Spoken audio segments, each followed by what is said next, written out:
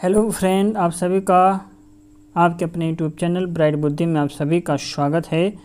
तो आज हम लूशन की क्लास में फफूंद द्वारा होने वाली बीमारियों के बारे में जानेंगे। ये विभिन्न एग्ज़ामों में जीव विज्ञान से कई सारे क्वेश्चन पूछे जाते हैं, क्योंकि आज के डेट में अधिकतर देखा जाए ज़्यादा से ज़्यादा क्वेश्चन जीव विज्ञान से ही आते हैं। तो आप सभी को जीव विज्ञान पढ़ना बहुत महत्वपूर्ण हो जाता है और यह लूशन की बुक की हम यहाँ पे एनालिसिस कर रहे हैं, जो कि एग्ज़ाम की दृष्टि से बहुत ही महत्वपूर्ण है। वैसे आज देखा जाए ये जीव विज्ञान की आखिरी क्लास होगी। लूसेंट बुक में जितने भी टॉपिक्स थे हमने कंप्लीट करा चुका हूँ। अगर आप नहीं देखे हैं तो जा करके प्लेलिस्ट में शेष वीडियो देख सकते हैं। वीडियो में अच्छा लगे तो लाइक, कमेंट और शेयर ज़रूर कीजिए अपने हित में दोस्तों के साथ। जो पहली बार आए हैं चैनल को सब्सक्राइब करके बेल घंटी जरूर बजाएँ। चलिए शुरू करते हैं फफूंद के द्वारा होने वाली बीमारियां। तो जैसे कि इससे होने वाली बीमारियां जो हैं, दमा इससे होता है। मनुष्य के फेफड़े में एस्परजिलस फ्यूमिगेटस नामक कवक के स्पोर पहुंच करके वहां जाल बनाकर फेफड़े का काम अवरुद्ध कर देते हैं। यह एक संक्रामक रोग है। एथलीट फुट, ये भी क्या होता है, संक्रामक। ये भी फंगस से फैलता है। फंगस या फफूंद से होने वाली बीमारी है एथलीट फुट। यह रोग टीनिया पेडिस नामक कवक से होता है। ये त्वचा का संक्रामक रोग है जो पैरों की त्वचा के फटने, कटने और मोटे होने से होता है। खाज, यह रोग एकेरस एस्केबीज नामक कवक से होता है। इसमें त्वचा में खुजली होती है एवं सफ़ेद दाग पड़ जाते हैं। गंजापन, यह टीनिया केपिटिस नामक कवक से होता है। इसमें सिर के बाल गिर जाते हैं। दाद भी फफूंद से होता है। यह रोग ट्राइकोफाइटॉन लेरुकोशम नामक कवक से फैलता है। ये संक्रामक रोग है। इसमें त्वचा पर लाल रंग के गोले पड़ जाते हैं। मनुष्यों में होने वाला अनुवांशिक रोग, जैसे कि वर्णांधता जो है, ये अनुवांशिक रोग के अंतर्गत आता है। इनमें रोगी को लाल एवं हरा रंग पहचानने की क्षमता नहीं होती। इसमें लाल रंग हरा दिखाई पड़ता है। इस रोग से मुख्य रूप से पुरुष प्रभावित होता है। स्त्रियों में यह तभी होता है जब इसके दोनों गुणसूत्र यक्ष प्रभावित हों। इस रोग की वाहक स्त्रियां होती हैं। हीमोफीलिया, इस रोग में व्यक्ति के चोट लगने पर आधा घंटे से 24 घंटे तक रक्त का थक्का नहीं बनता है। आधा घंटा 24 घंटे तक रक्त का थक्का नहीं बनता। ये मुख्यतः पुरुषों में होता है। स्त्रियों में ये रोग तभी होता है जब इसके दोनों गुणसूत्र यक्ष प्रभावित हों। इस रोग की वाहक स्त्रियां हैं। हेल्डेन का मानना है कि यह रोग ब्रिटेन की महारानी विक्टोरिया से प्रारंभ हुआ था। टर्नर सिंड्रोम, यह रोग स्त्रियों में होता है। इस रोग से ग्रस्त स्त्रियों में गुणसूत्रों की संख्या 45 होती है। 44A+XO हो जाता है। कुल मिला के 45 गुणसूत्रों की संख्या हो जाती है।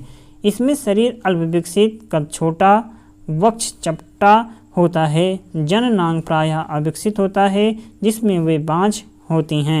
जिससे वो बांझ हो जाती हैं।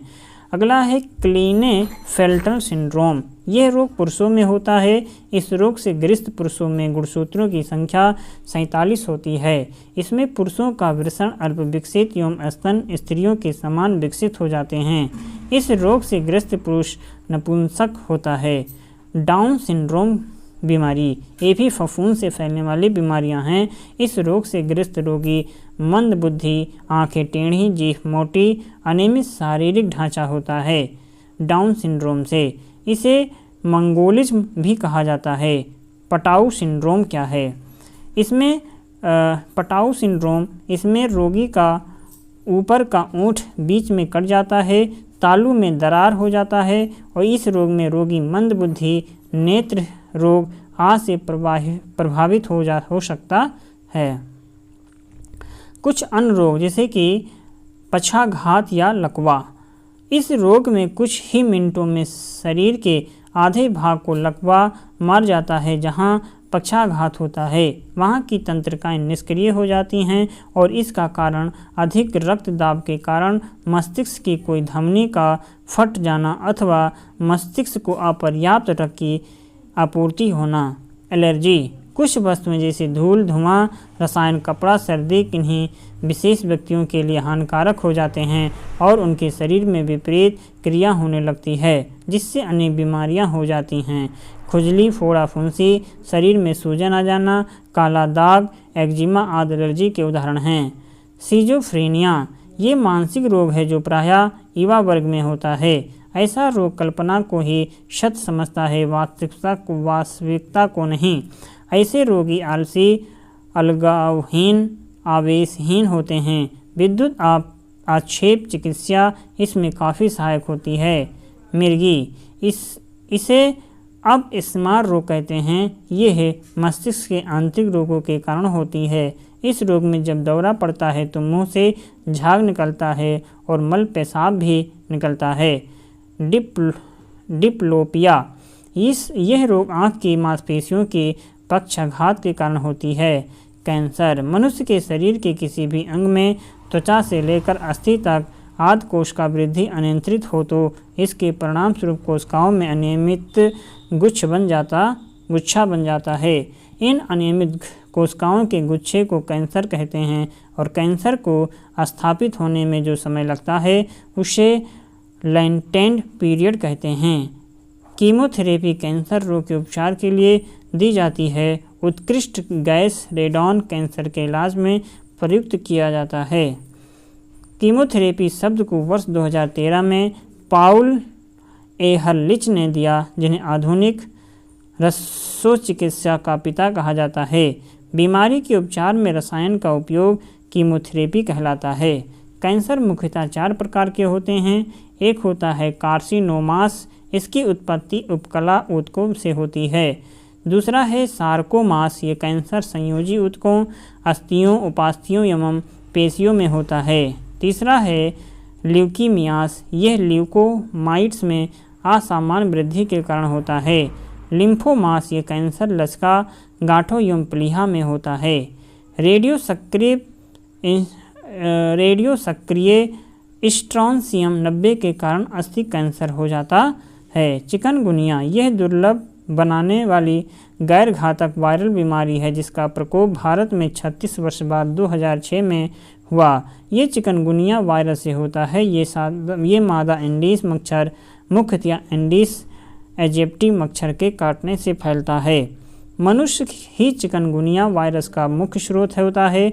मच्छर संक्रमित व्यक्ति को काट करके अन्य लोगों को काटते हैं, जिससे बीमारी फैलती है।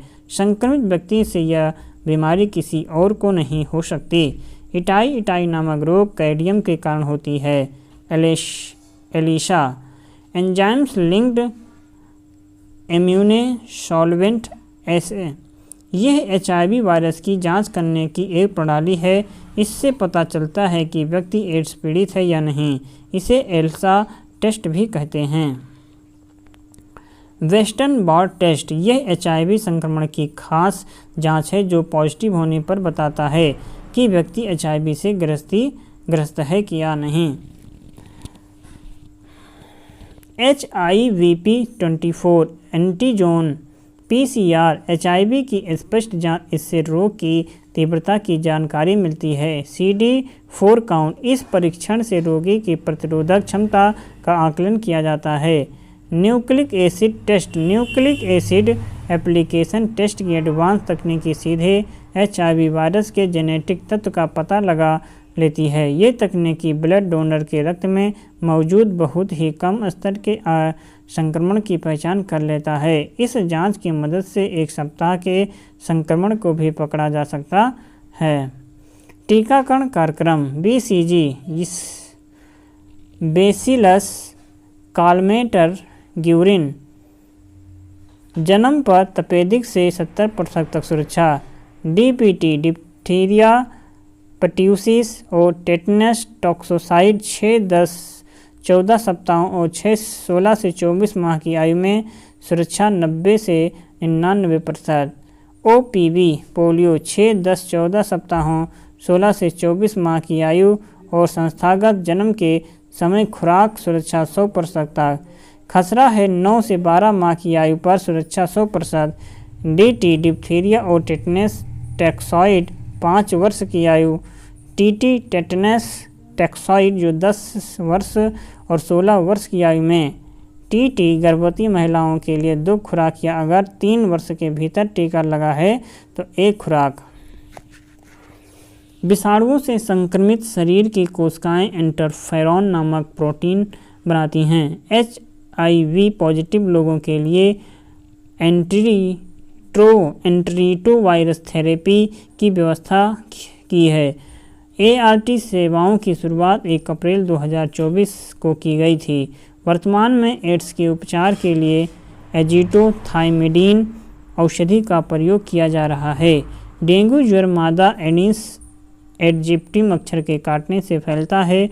हमारे देश में डेंगू ज्वर का पहला मामला 1963 में कोलकाता में सामने आया था। डेंगू ज्वर के कारण मानव शरीर में प्लेटलेट्स की कमी हो जाती है। प्रमुख केंद्र और स्वास्थ्य कार्यक्रम। राष्ट्रीय आयोडीन अल्पता विकार नियंत्रण कार्यक्रम जो है ये 1962 में शुरू हुआ था। राष्ट्रीय दृष्टिहीनता और मतलब कि उनका कार्यक्रम, प्रमुख केंद्रीय और संयुक्त कार्यक्रम।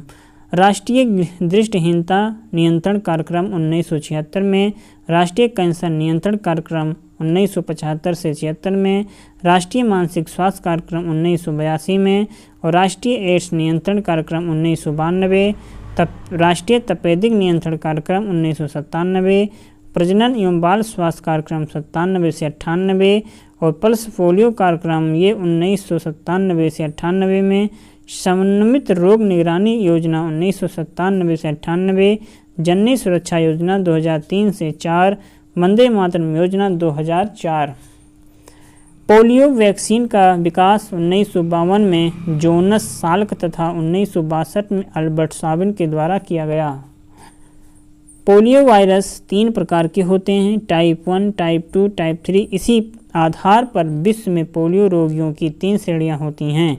सबसे कम मरीज टाइप 2 के और अधिकतर टाइप 3 के मरीज होते हैं।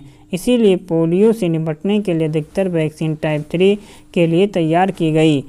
इसका विषाणु सबसे छोटा होता है। चिकित्सक संबंधी आविष्कार।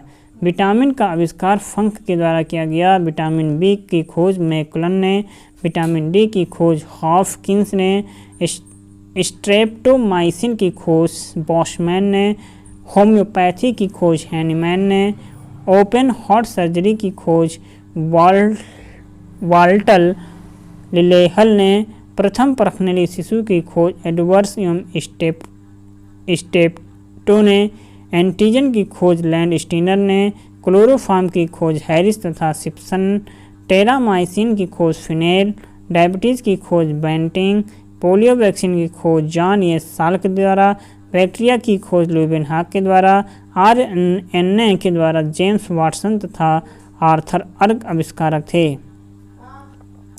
मलेरिया परजीवी व चिकित्सा की खोज रोनाल्ड रॉस के द्वारा, विटामिन ए की खोज मैकुलन के द्वारा, विटामिन सी होलकट के द्वारा, सल्फर ड्रग्स डॉक मैक के द्वारा, हृदय प्रत्यारोपण क्रिश्चियन बर्नार्ड के द्वारा, वहीलिंग हार्मोन की खोज स्टेनाज के द्वारा, गर्भ निरोधक गोलियां पिनकस के द्वारा, इलेक्ट्रोकार्डियोग्राफ ये आई न्यूवेन के द्वारा, इंसुलिन बेंटिंग के द्वारा खोजा, चेक का टीका एडवर्ड जेनर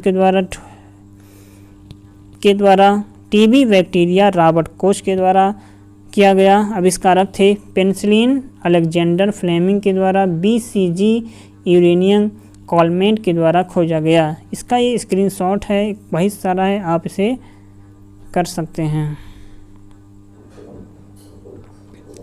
प्रमुख चिकित्सा उपकरण है जिसमें पेसमेकर हृदय की गति कम हो जाने पर इसे सामान्य अवस्था में लाने हेतु प्रयोग किया जाता है। जैसे कि कम्प्यूटेड टोमोग्राफी स्कैन जो है संपूर्ण शरीर में किसी असामान्य या विकृति का पता लगाने हेतु इसका प्रयोग किया जाता है। इलेक्ट्रोकार्डियोग्राफ हृदय संबंधी असामान्यताओं का पता लगाने के लिए, auto analyser glucose, urea, cholesterol आदि की जांच के लिए, इलेक्ट्रोइंसेफेलोग्राम मस्तिष्क की विकृतियों का पता लगाने के लिए, MRI मैग्नेटिक रेजोनेंस इमेजिंग के द्वारा संपूर्ण शरीर में असामान्य या विकृति का पूर्णतः सही पता लगाया जाता है। विज्ञान की कुछ शाखाएं, जैसे एनाटॉमिक में ये जीव विज्ञान की वो शाखा जो शरीर की आंतरिक संरचना से संबंधित है, एनाटॉमी। एंथ्रोपोलॉजी जो है ये विज्ञान की वो शाखा जिसमें मानव के विकास, रीति रिवाज, इतिहास, परंपराओं से संबंधित विषयों का अध्ययन किया जाता है। एस्ट्रोलॉजी यह विज्ञान मानव के जीवन पर विभिन्न नक्षत्रों के प्रभावों का अध्ययन करता है। इसे ज्योतिष शास्त्र भी कहते हैं। एस्ट्रोनॉमी ये खगोलीय पिंडों का अध्ययन करने वाला विज्ञान है। सिरेमिक्स ये टेक्नोलॉजी के वो शाखा है जो चीनी मिट्टी के बर्तन तैयार करने से संबंधित है। ऑन्कोलॉजी ये कैंसर का अध्ययन किया जाता है ऑन्कोलॉजी में। यूजेनिक्स में आनुवांशिक घटकों में फेरबदल के कारण मनुष्य में हुए परिवर्तन का अध्ययन करते हैं। एपिडेमियोलॉजी महामारी रोग के अध्ययन से संबंधित है। एरोनियोलॉजी मकड़ों का अध्ययन किया जाता है। कीमोथेरेपी ये चिकित्सा विज्ञान की वो शाखा है जिसमें रासायनिक यौगिकों में उपचार किया जाता है। कॉस्मोलॉजी ये समस्त ब्रह्मांड का अध्ययन करने वाली विज्ञान की एक शाखा है। क्रायोजेनिक्स जो है ये निम्न ताप के विभिन्न प्रयोगों तथा नियंत्रणों का अध्ययन करने वाला विज्ञान है। इकोलॉजी ये विज्ञान वनस्पति तथा प्राणियों के पर्यावरण या प्रकृति के संबंधों का अध्ययन करता है। एंटोमोलॉजी ये जंतु विज्ञान की वो शाखा कीट पतंगों का व्यापक अध्ययन करती है। एपिडेमियोलॉजी चिकित्सा विज्ञान की वो शाखा महामारी और उनके उपचार से संबंधित है। एक्स बायोलॉजी इसमें पृथ्वी को छोड़कर अन्य ग्रहों व उपग्रहों पर जीवन की संभावनाओं का अध्ययन किया जाता है। जियोलॉजी ये भूगर्भ संबंधी अध्ययन, उसकी बनावट, संरचना आदि का अध्ययन इस विज्ञान के द्वारा किया जाता है। जीरेंटोलॉजी वृद्धावस्था से संबंधित तथ्यों का अध्ययन इस विज्ञान के द्वारा किया जाता है। हॉर्टिकल्चर फल फूल साग सब्जी उगाने, बाग लगाने, पुष्प उत्पादन का अध्ययन इस विज्ञान के द्वारा किया जाता है। हाइड्रोपैथी इस विज्ञान के द्वारा पानी से रोगों की चिकित्सा होती है। हाइजीन स्वास्थ्य की देखभाल करने वाला या स्वास्थ्य का विज्ञान है। होलोग्राफी ये लेसर पुंज की सहायता से त्रिविमीय चित्र बनाने वाली एक विधि है। होरोलॉजी ये समय मापने वाला विज्ञान है। मैमोग्राफी ये स्त्रियों में पाए जाने वाले ब्रेस्ट कैंसर की जांच करने वाले चिकित्सा विज्ञान की शाखा है। मीटियोलॉजी मौसम की दशाओं में होने वाली क्रियाओं व परिवर्तनों का अध्ययन इस विज्ञान के द्वारा किया जाता है। मार्फोलॉजी पृथ्वी पर पाए जाने वाले प्राणियों तथा पौधों की संरचना, रूप, प्रकार आदि का अध्ययन इस विज्ञान के द्वारा किया जाता है। न्यूरोलॉजी में मानव शरीर की नाड़ियों व तंत्रिकाओं का अध्ययन तथा उपचार इस विज्ञान के द्वारा किया जाता है। ओडोंटोग्राफी जो है ये दांत का अध्ययन करने वाली चिकित्सा की एक शाखा है। ऑप्टिक्स क्या है? प्रकाश के प्रकार व गुणों का अध्ययन करने वाले भौतिक शास्त्र की एक शाखा।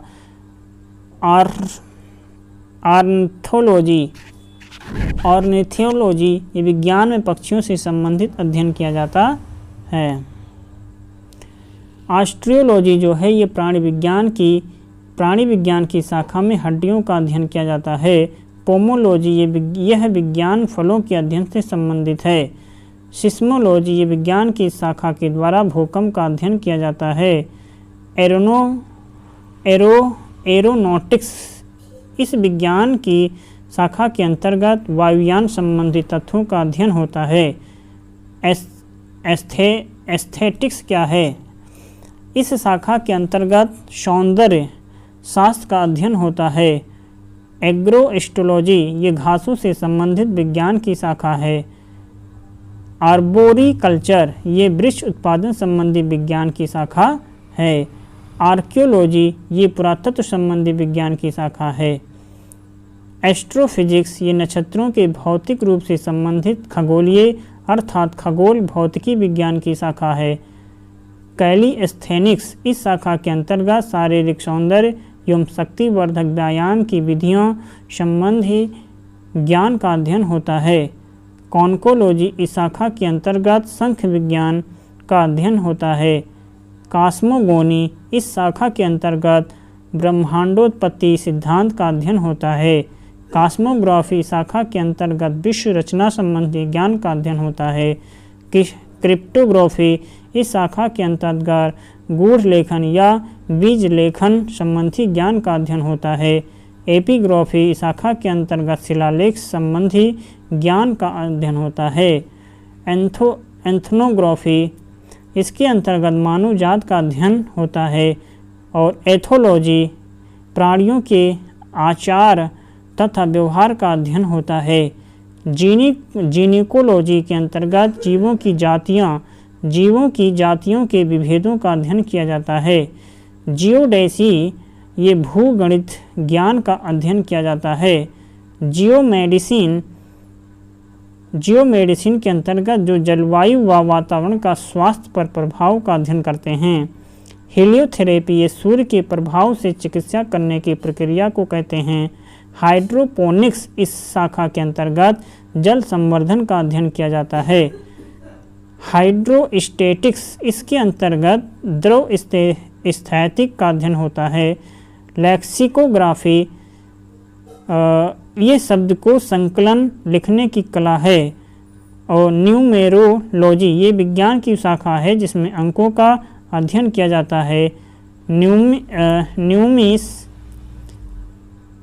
न्यूमिस्मैटिक्स इस विज्ञान की शाखा के अंतर्गत पुराने सिक्कों का अध्ययन करते हैं।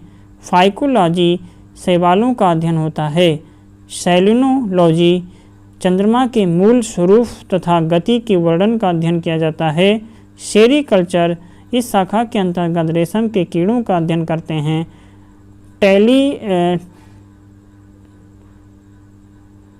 टेलीपैथी मानसिक संक्रमण की प्रक्रिया का अध्ययन करते हैं। हिप्नोलॉजी नींद का अध्ययन करते हैं। टैक्सिकोलॉजी विषयों के बारे में अध्ययन करते हैं। महत्वपूर्ण जानकारियाँ। सबसे बड़ा जीवित पक्षी क्या है? सबसे बड़ा जीवित पक्षी शुतुरमुर्ग है। सबसे बड़ा कपी गोरिल्ला। सबसे छोटा स्तनी छछूंदर। अंडजरायुज स्तनी कंगारू। सबसे व्यस्त मानव अंग हृदय। सबसे बड़ा जीवित सरीसृप टर्टल या कछुआ समुद्री। सबसे तेज उड़ने वाला पक्षी कटिपुंज पक्षी। सबसे तेज दौड़ने वाला जंतु चीता। सबसे बड़ा सर्प पाइथन। छोटा पक्षी हमिंग बर्ड 6। सबसे बड़ा अंडा शुतुरमुर्ग का। सबसे ऊंचा स्तनी जिराफ अफ्रीका का। सबसे बड़ा भारी स्तनी नीली व्हेल। सबसे बड़ा स्थली स्तनी अफ्रीकी हाथी। और अन्य प्रजक स्तनी एग्डिना तथा डक बिल प्लेटिपस का है। कुछ महत्वपूर्ण तत्व। सपनों के अध्ययन को ओनिरोलॉजी कहते हैं।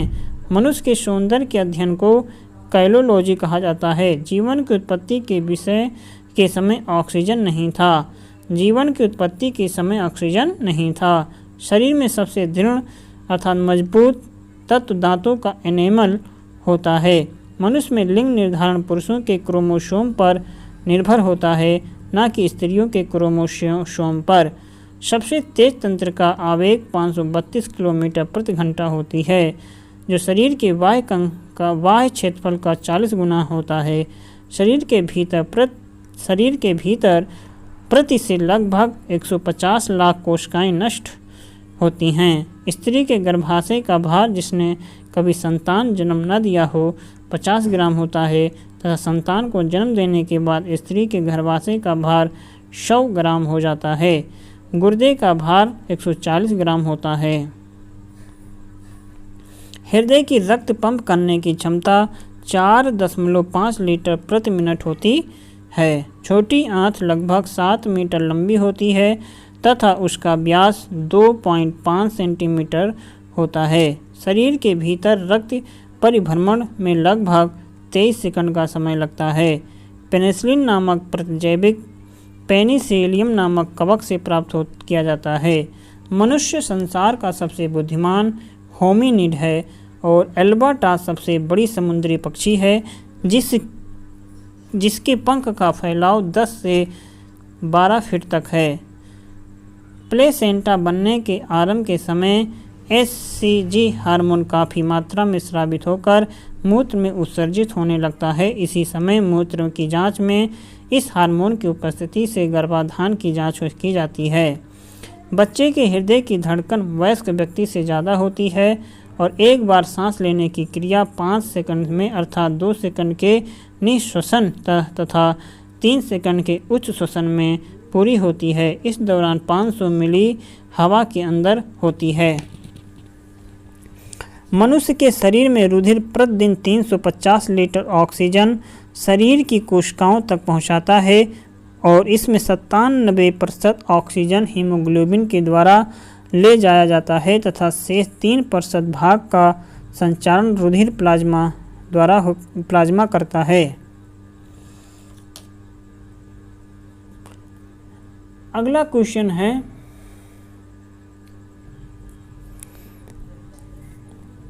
महिलाओं एवं बच्चों से संबंधित सामाजिक एवं प्राथमिक स्वास्थ्य के विभिन्न पहलुओं के प्रति जागरूकता पैदा करने के लिए राष्ट्रीय ग्रामीण स्वास्थ्य मिशन के अंतर्गत गाँव में 1000 की जनसंख्या पर एक महिला सामाजिक कार्यकर्ता चुनी गई हैं, जिसे एक्रेडिटेड सोशल हेल्थ